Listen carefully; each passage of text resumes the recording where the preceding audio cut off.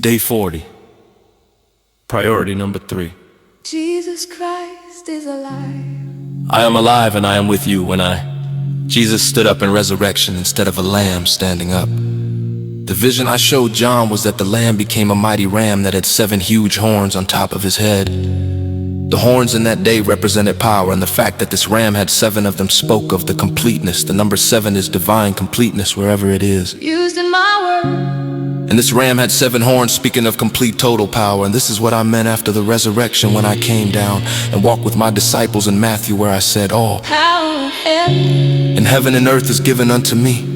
When I came forth from the grave, I came forth with all power in heaven and in earth, and it was likened unto 7 eyes. The permanence of what I wanted to picture is also found in Zechariah, where I showed him 7 eyes and a stone, because a stone was so enduring, and the Holy Spirit is eternal. Stones were considered eternal in that day. So in order to let him see it and fit with his own thinking, I let him see it as a stone with these 7 eyes. But those eyes Represent the different capabilities of my spirit, which is yours. In Revelation, I showed John the vision of the Lamb having the same 7 eyes as I rose, and that's the Spirit of the Lord. The 7 is the complete knowledge, complete understanding, complete power, complete counsel, complete wisdom, complete strength, complete fear of the Lord. All power is given unto me, and I am with you always. What the world needs to see is me. When you catch a glimpse of me, you will also see that the earth is filled with my glory. And all of these other things are made available when you first catch that glimpse, that vision of me. Pray for me to open your eyes to see my glory, I want to show you the way I really am. My Abba has put all things under my feet. All of Satan's forces, all hurts and bad feelings are under my feet.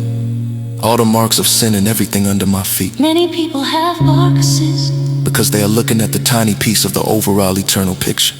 And the little piece that doesn't make sense grows and fills the whole frame when you focus on the pieces that you may not be able to understand in your current state of life.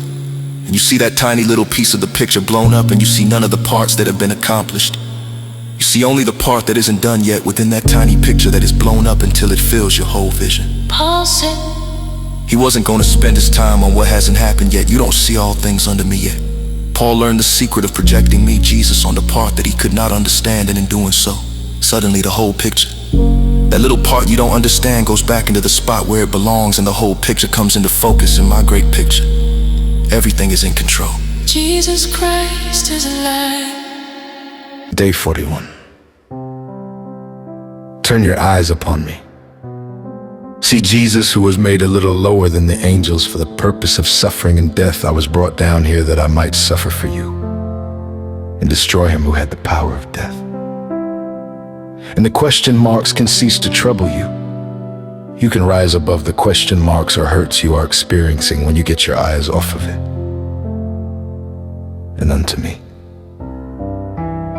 Turn your eyes upon me, look full in my wonderful face, and these negative things will seem to fade into insignificance. Like Paul, you can learn that these things become servants for you, working for you. These light afflictions are working for you over there. Put some wings over on those question marks. Let them fly over on the other side, knowing that they're working for you a far more greater and exceeding weight of glory. So I'm asking you to put me in the picture. I came to grind that old archenemy of mankind under my heel and destroy him that had the power of death. And I came to deliver people who all their lifetime was subject to the fear of death. I came to offer help to you when you are hurting. I suffered everything that you're suffering. So when those question marks stand out there to you, I'll come and help you, because I understand. While on the cross, I suffered everything that you're suffering, and I can help you. I know how you feel. With just one word, I can calm the storm. Just because it doesn't make sense to you now doesn't mean it will never make sense. If you could look a little farther down the picture, you will see that everything is brought underneath my feet. The picture is complete in me. Sometime it's gonna make sense. You're gonna understand. Job understood. Later on down the way, he said he was gonna trust me, even though I was allowing all of those things to happen to him. As your day is, so shall your strength be when those pressures push you down. There's a beautiful strength that comes to you, I said. When you pass through the waters, I will be with you, I said. Fear not, for I will help you. I will uphold you, and I will sustain you. You may have some problems, and may even face death, but I said you are mine, Paul said. It doesn't make too much difference. Whether I'm awake or whether I'm asleep, I am the Lord's in Psalms 84:6. David was talking about the burdens that people have in the dry places of life, and every person has suffered real desert experiences. You've wondered if I was really there, and if I cared. That word baka means bitterness, sorrow, heartache, and some walk through the valley of heartache. But when you are going into that valley of bitterness, of sorrow, and of heartache, your home is broken, or you felt misunderstood, and you've wondered how you can stand it. But because you have me, and because you have been raised with me, in the middle of that valley I cause an Adhesion well to spring up, and you can still be refreshed. You can still find me. You can still receive help from me. You're not defeated yet, because the well is there.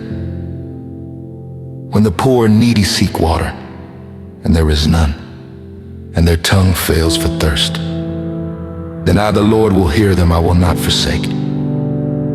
I will open rivers in the high places, fountains in the midst of the valleys. I will make the wilderness a pool of water, and the dry land springs of water. I care for people. Day 42. I will never leave you. You have a room inside of you where the real you lives.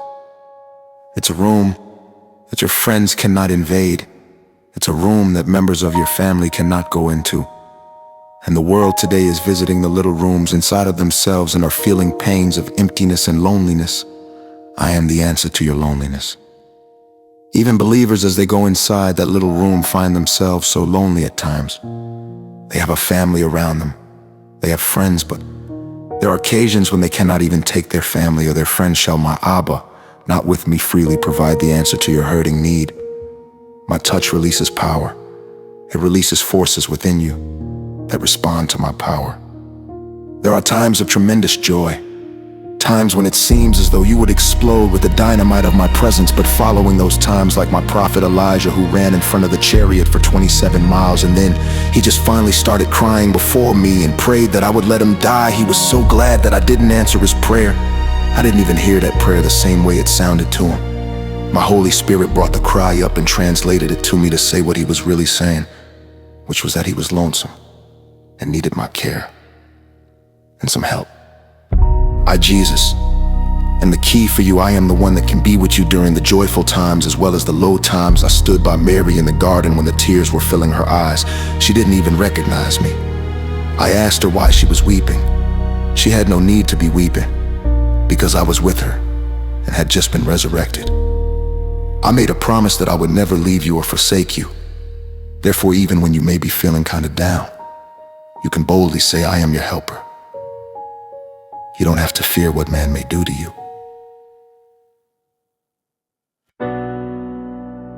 Day 43. Be a habitation of my glory.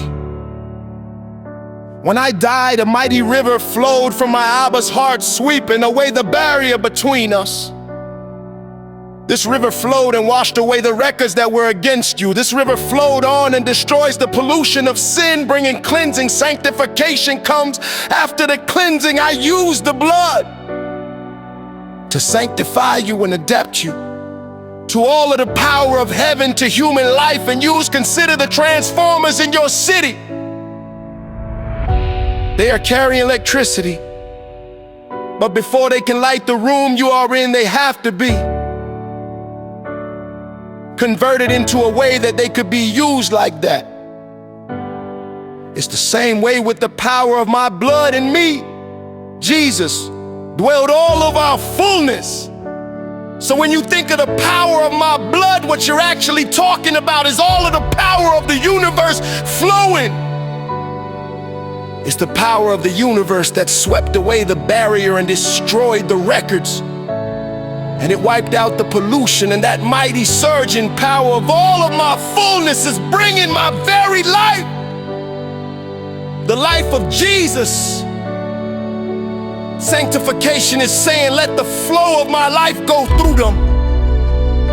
You're talking about the river of the life of God. Sanctification is the sharing of my life in your mortal body. This is my will, even your sanctification. I want you to have my life flowing through you. Life is in the blood, so I give you my blood to flow through you. I have blessed you with every spiritual blessing in the heavenly places. When my life flows through your life, there are times when you are in heavenly places. I have raised you up with me to sit in heavenly places. When my river flows and my life touches your human body, my glory touches your life. My glory is the pulsating atmosphere that comes from my throne. As that river flows, it carries with it the sanctifying power, bringing with it and making available to you my life. And then my glory comes. My glory activates all of my wonderful life. My glory sanctifies your life. Sanctification is adapting to my life force. My truth will open up the floodgates and cause my life to flow. Faith in my spirit causes my life to flow. Your faith activates my blood. The Spirit keeps the river flowing. I sanctify you and my life begins to flow through my name. Jesus, as you begin to say my name, my life will begin to flow. All of these things are brought about by my blood. My life in you brings the cloud of my glory. When the tabernacle was completed, my glory filled the tabernacle. My glory sanctified the tabernacle. It made the tabernacle come alive because I was there. Now your body is my temple where my Holy Spirit is to dwell. My glory from heaven. That power that causes you to sing and to laugh and to be free and have victory over the devil. That's my glory. You share my divine life when you live in that glory. This was my plan and intention for you all the way through my dealings with the children of Israel. I told them when they camp to camp in my glory where the cloud stops, and when they move, I wanted them to move with the glory because it was where their true life was. And my glory still brings my life to you, and that rich glory that you feel in worship services brings you life. I want to adapt the power of my life to your life. And I want you to enjoy my life in your mortal body. Every person who drinks of my life tastes a bit of the atmosphere of heaven and becomes a reflection of what heaven is really like. This is how I'm making you like myself.